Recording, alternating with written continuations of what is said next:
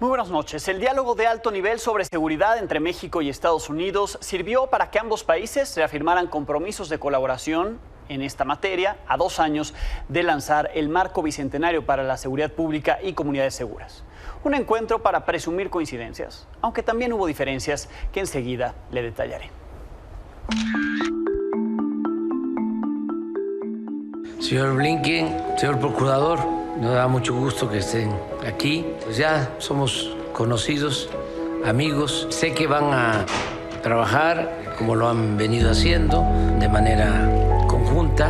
A nosotros nos importa mucho esta comunicación, esta relación. Yo creo que vamos a poder los dos países enfrentar nuestros problemas, nuestras dificultades.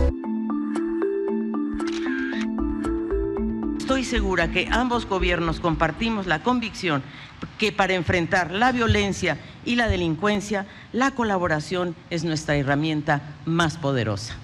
We'll consider what more we can do to bring justice and bring to justice the criminal networks who profit from violence and suffering on both sides of our border.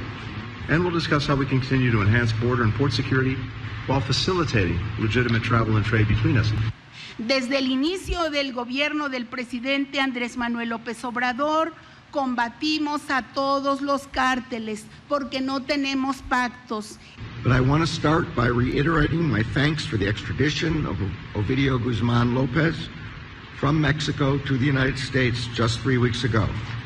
His extradition is a powerful symbol of what we can accomplish when we work together.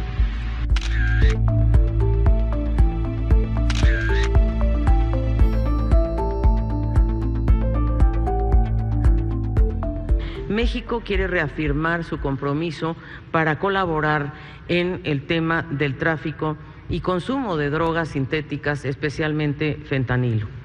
We're taking steps to aid the most vulnerable, those most vulnerable to organized crime, training nearly 200 Mexican immigration officials to better screen, identify, and assist potential human trafficking victims.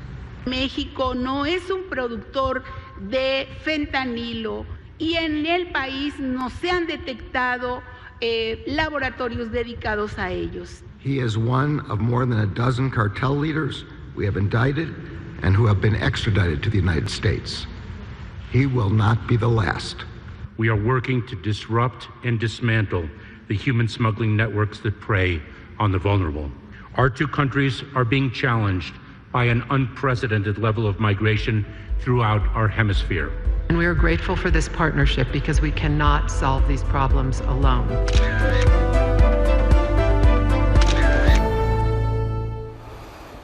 Así, el presidente López Obrador se reunió primero con su gabinete, el Gabinete de Seguridad y la comitiva estadounidense. Posteriormente, el diálogo de alto nivel sobre seguridad se desarrolló ya sin el presidente. Por último, la conferencia conjunta en la que dieron las conclusiones, acuerdos y compromisos, entre los cuales el gobierno de México se comprometió a seguir colaborando en el combate al fentanilo. Para eso se acordó crear un grupo internacional para dar seguimiento a los precursores químicos, no solo de fentanilo, sino de otras drogas sintéticas. También se acordó trabajar en la prevención del consumo de estas sustancias con campañas dirigidas a jóvenes, así como atender las causas que generan la violencia con programas sociales. También se van a realizar reuniones con países productores para regular el mercado. Ambos gobiernos estuvieron de acuerdo en que seguirán persiguiendo a las organizaciones criminales que compran, fabrican y distribuyen este tipo de drogas. Del lado de Estados Unidos, Antony Blinken precisó que la administración de Biden busca crear condiciones seguras, ordenadas y humanas para las personas que quieren llegar a territorio estadounidense, es decir, los migrantes. Además, el funcionario de ese país aseguró que se combatirá a las organizaciones dedicadas al tráfico de personas. Resaltó que por primera vez se incluyó el tema migratorio en el diálogo de alto nivel sobre seguridad entre ambos países. También, como parte de estas medidas migratorias, el Departamento de Seguridad Interna dio a conocer que reiniciará las repatriaciones directas de venezolanos que hayan cruzado su frontera de forma, dicen, ilegal, pero los migrantes no son ilegales, sin documentos, y que no demuestre tener una base legal para permanecer en ese país. Es decir, reanudará la deportación de venezolanos a Venezuela. Antes los mandaba a México u otros países para no regresarlos a la inmundicia que es vivir en Venezuela, de donde salieron huyendo esos migrantes, pero ahora sí los regresará. Esos fueron algunos de los acuerdos, coincidencias y anuncios. Entre los desacuerdos, del lado mexicano, les cuesta aceptar que aquí se producen pastillas de fentanilo que se trafican a Estados Unidos. México no es un productor de fentanilo, es un país de tránsito, y en el país no se han detectado laboratorios dedicados a ellos. La secretaria Rosa Isela nos comentaba ahorita que en México no se produce fentanilo.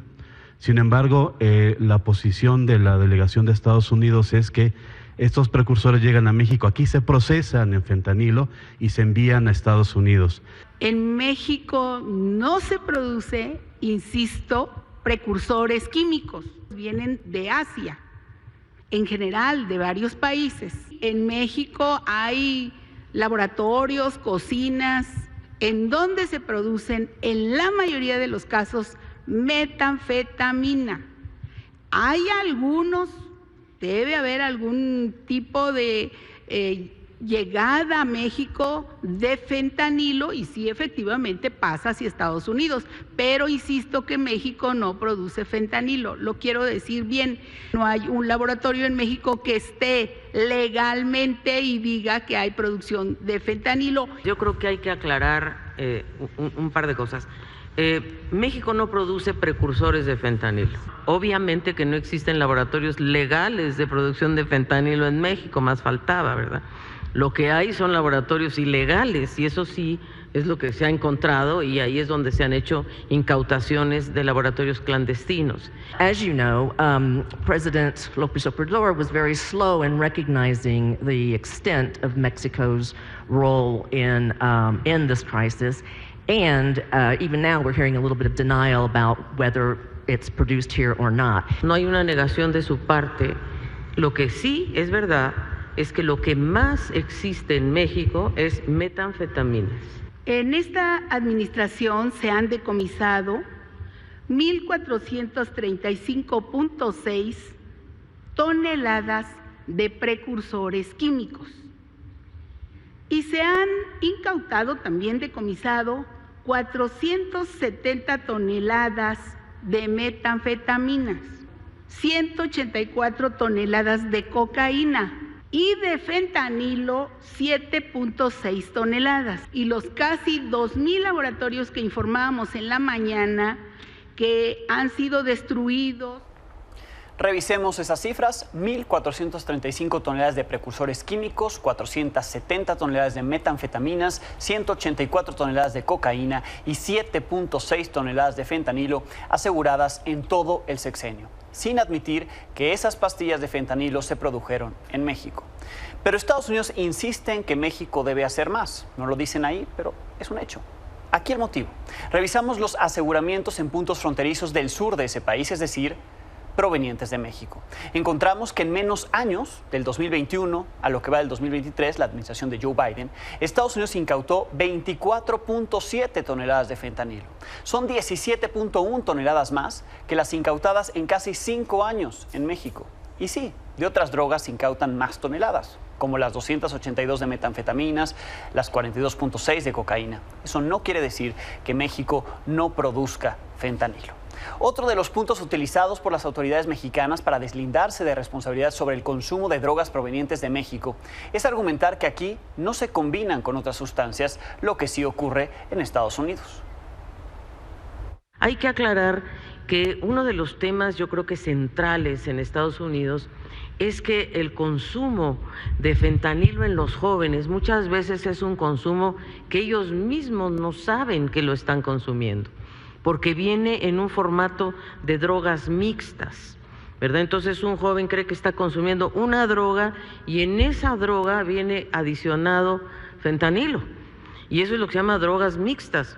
Eso sí, en México no producimos drogas mixtas, pero laboratorios clandestinos, claro, y eso es lo que estamos precisamente persiguiendo a través de la criminalidad internacional. Pero el fentanilo sí se mezcla con otras drogas en México. Aquí lo hemos documentado, ahí están las imágenes. Se lo hemos mostrado en la serie de reportajes de mi compañero Ángel Hernández y en entrevistas con médicos forenses. En Mexicali, en Baja California, hay una crisis de consumo de fentanilo porque los narcos se lo agregan a la heroína. Con esto potencian su efecto y provocan mayor adicción. César González Vaca, el director de Servicios Médicos Forenses allá en Baja California, confirmó en este espacio que un alto porcentaje de los cuerpos que llegan al CEMEFO dan positivo a fentanilo. De esos, entre el 80 y 90% tienen combinación con otras drogas, por ejemplo, cristal. Mientras en México no se ponen de acuerdo sobre la producción de fentanilo, los representantes del gobierno de Estados Unidos evitaron confirmar que se reanudó la construcción de 32 kilómetros de muro fronterizo en Texas. Es contrario a lo que venía sosteniendo el presidente Biden. Es hasta ahora el único presidente que no ha construido un muro. Yo entiendo que hay fuertes presiones de los grupos políticos de extrema derecha en Estados Unidos, sobre todo los que quieren aprovechar el fenómeno migratorio, el consumo de las drogas, con propósitos electorales. Están actuando de manera muy irresponsable y están presionando muy fuerte al presidente Biden, que siempre va a contar con nuestro apoyo. Pero esa autorización para la construcción del muro es un retroceso, porque eso no resuelve el problema. ¿Cuál es la postura del gobierno mexicano frente a la decisión de ampliar el muro?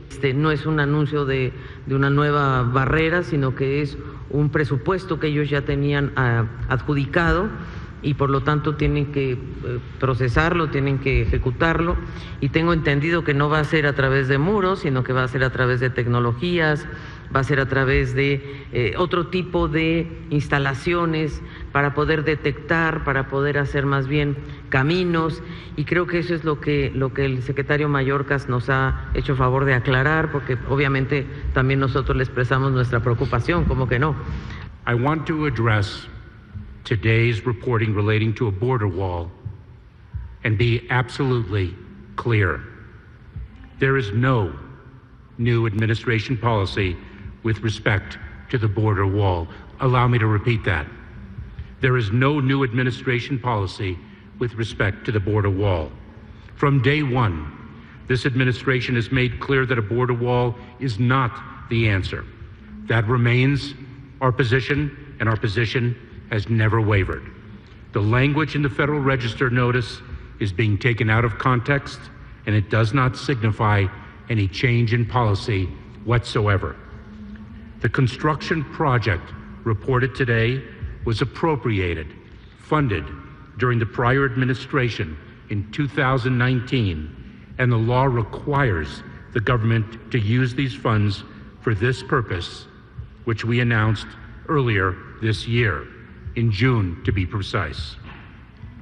We have repeatedly asked Congress to rescind this money, but it has not done so, and we are compelled to follow the law. El muro fronterizo sí se está ampliando, lo muestra este documento del propio secretario Alejandro Mayorkas, anunciando que la administración Biden está renunciando a 26 leyes para continuar los trabajos del muro en Texas. Sí incluye la instalación de postes de luz y cámaras de vigilancia, como dice la canciller mexicana, pero también barreras en 32 kilómetros de la frontera. El presidente estadounidense Joe Biden aseguró esta mañana que no tenían otra opción, pues los recursos ya estaban asignados, aunque para él un muro no sirve de nada.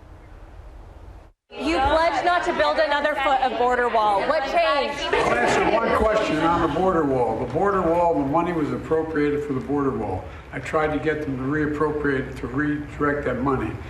They didn't. They wouldn't. And in the meantime, there's nothing under the law other than they have to use the money for what it was appropriated. I can't stop that.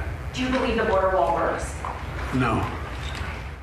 Y aquí la muestra, sí se está construyendo el muro, lo presumió el gobernador republicano de Texas, el antimigrante Greg Abbott. Ahí lo puso en sus redes sociales, mostró las obras para colocar las vallas en la frontera con México. Ahí está la construcción de 32 kilómetros del muro en Texas.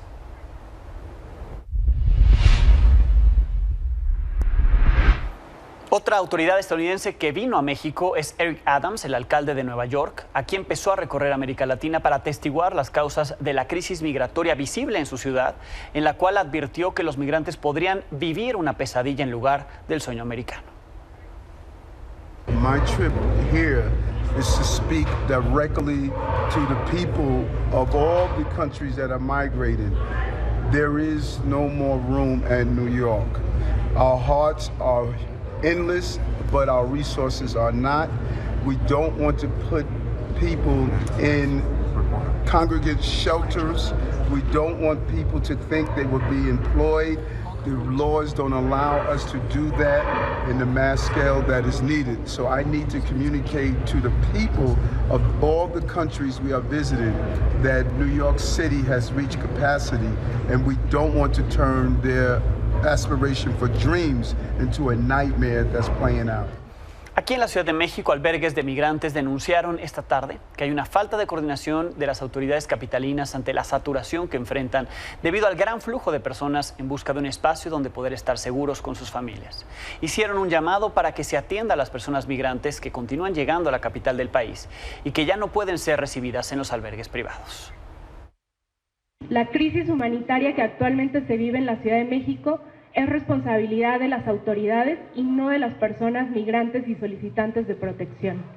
Es importante señalar que en este escenario, cada vez más las personas llegan a la ciudad, permanecen por estancias largas e incluso indefinidas, lo que convierte a la capital de manera creciente en un lugar de destino y amerita políticas públicas integrales de atención e integración. Es una situación preocupante que de repente el gobierno se desentiende y deja en manos de la sociedad civil, de las iglesias, toda la carga, la preocupación y la atención a esta población. El gobierno federal tiene que emprender un camino, un trabajo de un cambio profundo en la política migratoria. Que reconozcan las necesidades de protección de las personas migrantes, que cumpla las garantías de derechos humanos en las personas migrantes establecidas en la misma Constitución política. El llamado a las autoridades es a que trabajemos juntos. La sociedad civil está dispuesta a colaborar todo lo que esté a nuestro alcance para mitigar todos los riesgos, pero necesitamos que las autoridades pongan de su parte y también que abran un espacio seguro donde estas personas puedan decidir si se quedan, si se van, si se devuelven, pero no lloviendo bajo la lluvia y expuestos a los peligros de las calles todas las noches. Y sí, la falta de albergues en la Ciudad de México se refleja en calles que ocupan los migrantes, como en los alrededores de la Terminal del Norte. Este es un trabajo de Denise Martínez. La central de autobuses del norte en la Ciudad de México se ha convertido en una parada obligada para miles de migrantes que buscan seguir su camino hacia los Estados Unidos.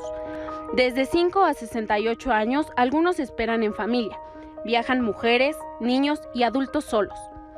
Todos destinan entre $500 y $1,250 para los traslados.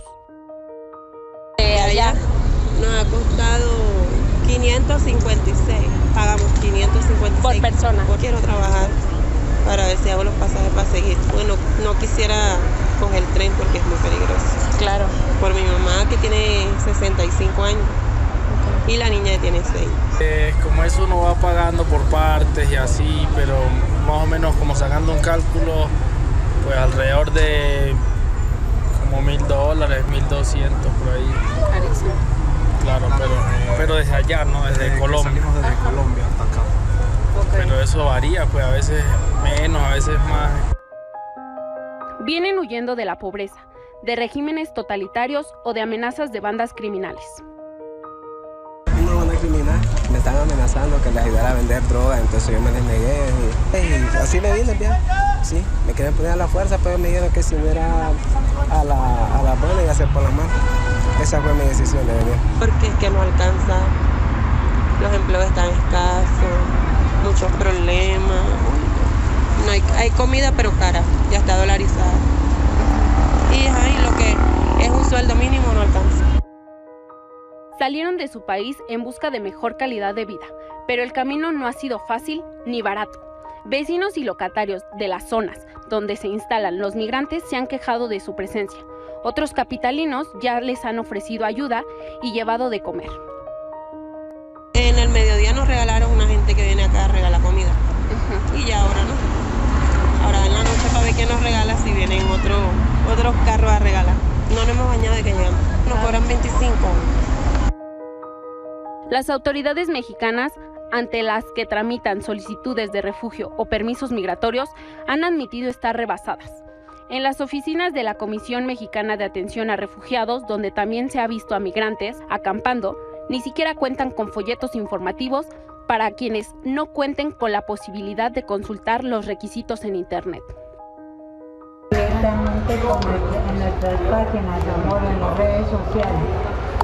Como folletos, como todavía no manejamos. Este es el procedimiento que está aquí, pero es un documento que le tendrás que tomar una foto. O sea, folletaje no hacemos. Lo que hacemos es plática directa con él. Para Milenio Noticias, Denise Martínez. Vamos a más información del día.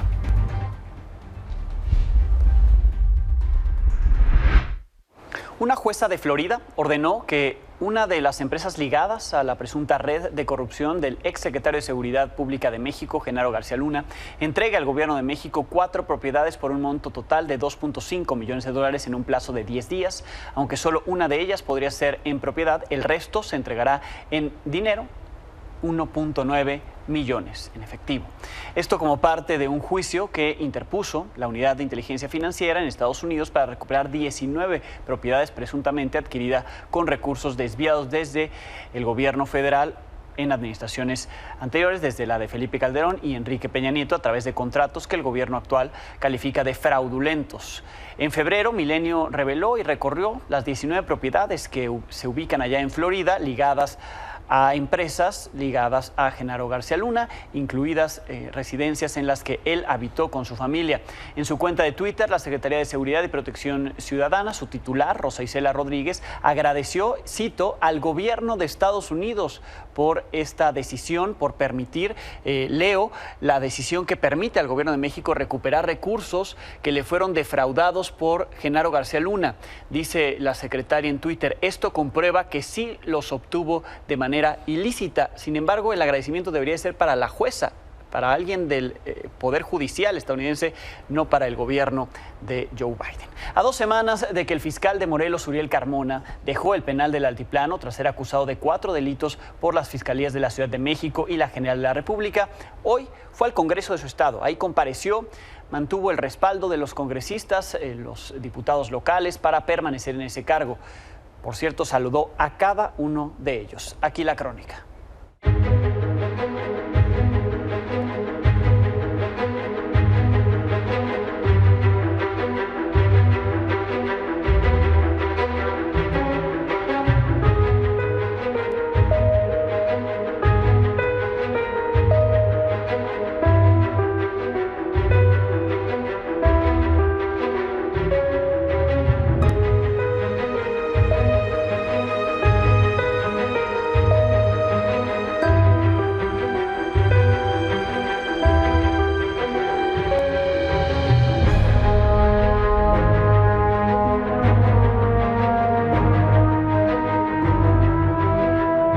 Bien politizar un feminicidio ni un feminicidio.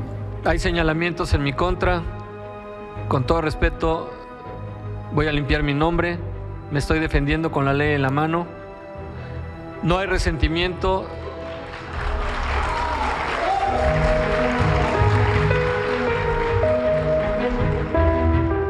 Todas las muertes violentas registradas en el estado de Morelos se inician bajo los lineamientos de la investigación del delito de feminicidio.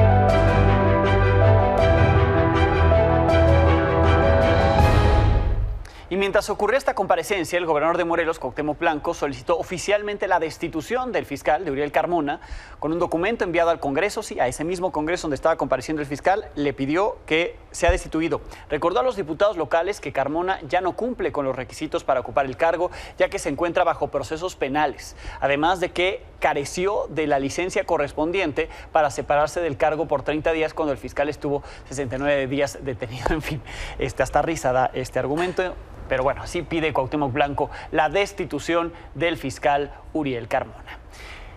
En más información, ayer le presentamos la primera entrega de mi compañero Ángel Hernández sobre lo que está diciendo el Z43, integrante de los Zetas en Estados Unidos. Ahora nos presenta el detalle de lo que dice sobre el Z40. Miguel Ángel Treviño, aquí los detalles. En Estados Unidos creen que asesinó directamente a más de 500 personas, que experimentaba con sus víctimas para infundir terror en ellas y en sus sicarios. 10 años después de su detención, nuevos detalles sobre los negocios y aficiones de uno de los líderes criminales mexicanos más brutales salen a la luz. Se trata de Miguel Ángel Treviño Morales, el Z40. Fiscales estadounidenses que investigan a los Zetas pudieron averiguar que el Z40 tenía varios doctores en su nómina que investigaban métodos más eficaces para asesinar y que no dejaran rastros. También atendían a los soldados heridos que había por la guerra con el Cártel del Golfo en Tamaulipas y Coahuila. Los médicos encontraron los fiscales, identificaron un tipo de Botox que causaba a las personas un infarto y que era indetectable en una autopsia. Y el Z40 comenzó a experimentar con las personas que secuestraba diariamente. José María Guizar Valencia, el Z43, uno de sus exoperadores de confianza, recuerda que las víctimas tardaban aproximadamente 40 minutos en morir, que le gustaba matar gente y así además infundía temor entre su gente. La receta era sencilla, ejecutar sus crímenes enfrente de sus trabajadores o junto a ellos. Guizar lo califica como alguien sin emociones, sin empatía, un psicópata enfermo.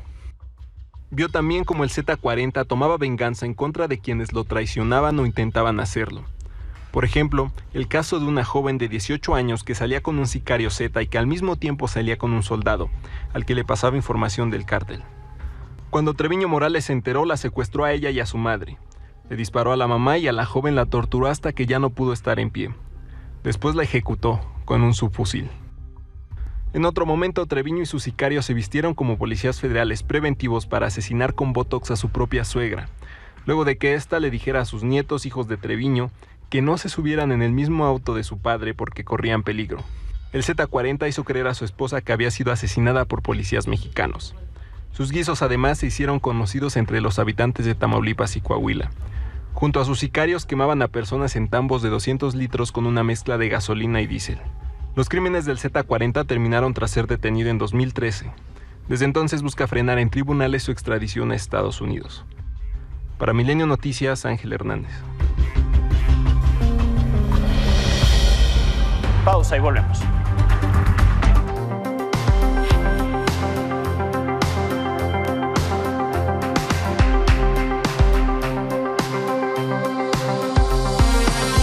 Esta semana en Del Dicho al Hecho me acompaña Natalia Calero, Paola Zavala, Alessandra Rojo de la Vega. Bienvenidas. Para hablar de procuración y impartición de justicia, lo que se ha dicho sobre los jueces, sobre el Poder Judicial. Comienzo contigo, Ale. Bienvenida.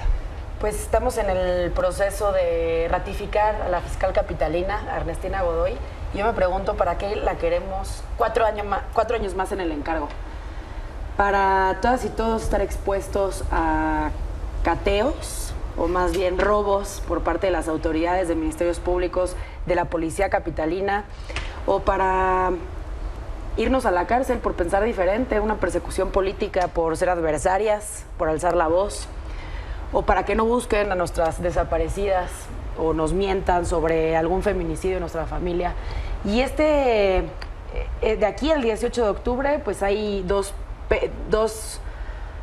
momentos claves para la ratificación de Ernestina Godoy. La primera es la opinión del Consejo Ciudadano, que está en una metodología en donde recaba información, investiga sobre el trabajo que ha llevado la fiscal.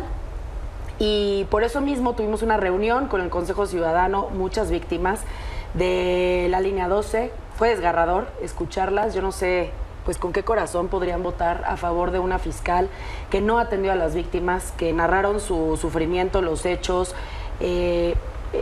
las fallas en el sistema de cuidados, en la salud, y que no han sido atendidas, ¿no? Que no han tenido recursos, que siguen pues sin ser atendidas como deberían.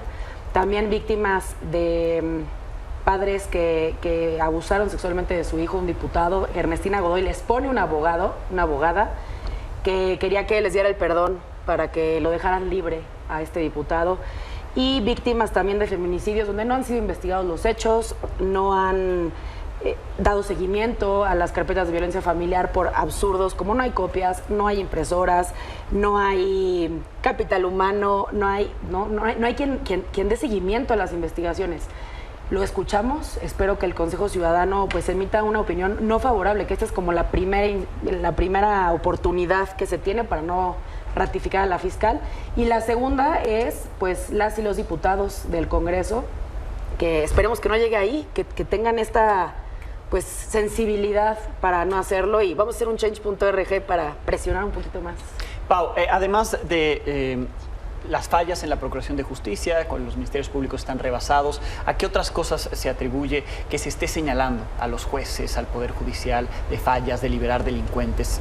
Lo escuchamos varias veces. Todas las mañanas, ¿no? Sí. Bueno, yo creo que es importante comentar con la audiencia por qué salen personas que podrían ser culpables, ¿no? Básicamente son por fallas en el proceso. ¿Y cuáles son estas fallas como más reiteradas?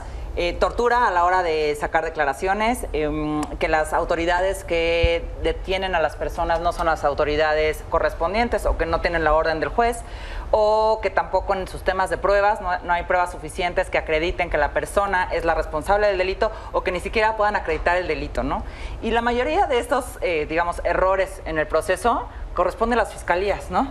Y pues también hay una responsabilidad de los jueces a la hora de valorar las pruebas. Y en resumen, el mensaje es: ¿por qué salen personas que pueden ser culpables? Por dos cosas, básicamente: por negligencia de las autoridades o por corrupción. ¿Quiénes son las autoridades responsables? Dos necesariamente: las fiscalías y los tribunales. Y a mí me llama muchísimo la atención cómo, pues, a lo mejor mucha gente no son abogados, no saben derecho, dicen, esta persona salió por culpa del juez, cuando nadie ha visto la investigación, ¿no? Cuando nadie conoce la sentencia, y están usando eso muchísimo para decir, hay que reformar, urge una reforma al Poder Judicial. ¿Y por qué no urge una reforma a las fiscalías, que además la mayoría tienen, o sea, siguen sin ser autónomas, reciben órdenes del Ejecutivo? ¿Y por qué si estamos hablando de una reforma judicial? Estamos hablando de que los ministros se elijan por voto popular, y no en serio de una reforma que pueda hacer que todos estos vicios en el procedimiento no se actualicen en la justicia de todo el mundo, y no solo en los casos que le interesan al presidente, para que no le digan que es ilegal lo que él hace. Sí, ¿qué se busca, Natalia, con estas propuestas que un poco lo que parece que promueven es debilitar la separación de poderes, o debilitar al Poder Judicial, más allá de reforzarlo? Totalmente. Esto que decían mis compañeras lo que refleja parece un plan orquestado para acabar con el Estado Constitucional de Derecho.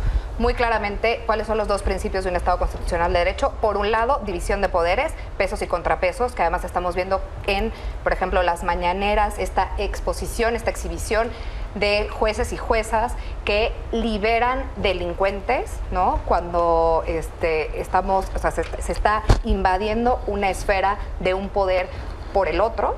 Y en segundo lugar, una promoción de derechos, promoción y garantía de derechos humanos. A nadie le conviene que digamos, el Estado de Derecho decaiga, porque nadie, o sea, si queremos ser presuntos culpables, queremos tener la presunción de inocencia, queremos tener el debido proceso.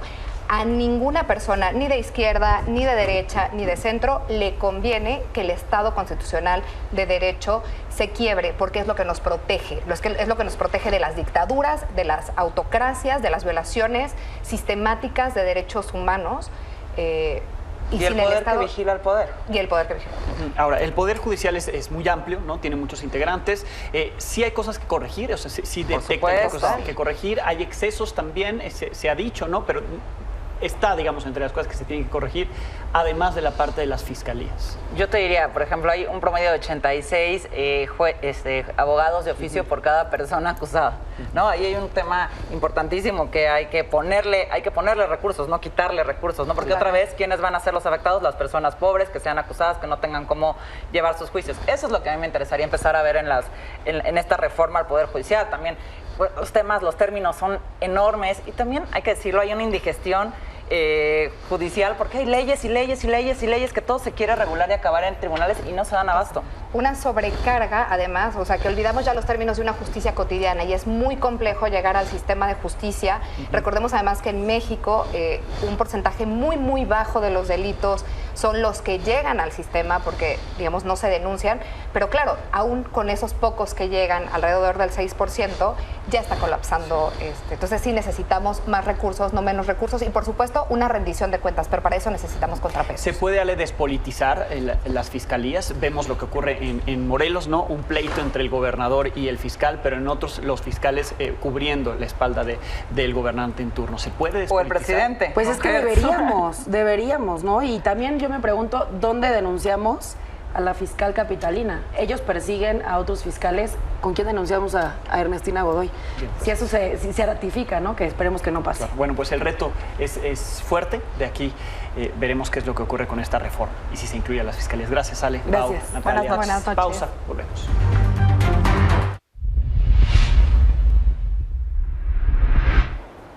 El ganador del Premio Nobel de Literatura 2023 es el autor noruego Jon Fosse. La Academia Sueca reconoció al dramaturgo por sus innovadoras obras de teatro y su prosa que da voz a lo indecible. También ha escrito novelas, cuentos y poesía.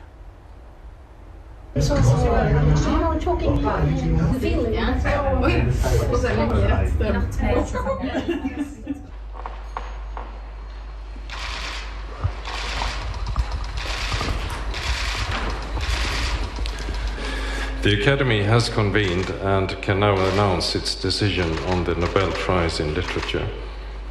The Nobel Prize in Literature for 2023 is awarded to the Norwegian author Jon Fosse for his innovative plays and prose which give voice to the unsayable. I've just spoken to Jon Fosse on the phone. Not every laureate believes me when I make the call. Ja, jeg står her og kjenner meg vel kanskje litt matt, men selvsagt også veldig glad for den store ære, for å si det sånn. Jeg har jo vært inne i diskusjonene om Nobelprisen i 10 år, tror jeg nå. Så jeg er litt vant med den spenningen som er rundt det, men jeg er vant med å ikke få den. Så at jeg da skulle få den i år, det kom uventet på meg da.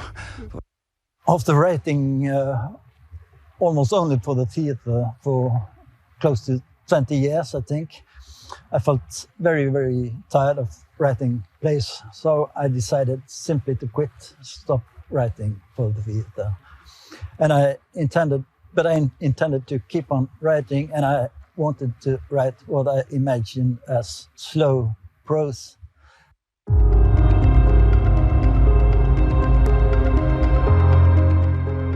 El gobierno de Nuevo León suspendió hace unos minutos las clases para mañana debido a afectaciones por las intensas lluvias que todo el día ocurrieron por allá en ese estado, sobre todo en la zona metropolitana de Monterrey. El gobernador Samuel García anunció que se esperan precipitaciones aún más fuertes, por lo que mañana no habrá clases desde nivel básico a medio superior en la entidad. Con esto nos despedimos, los veo mañana, 21 horas.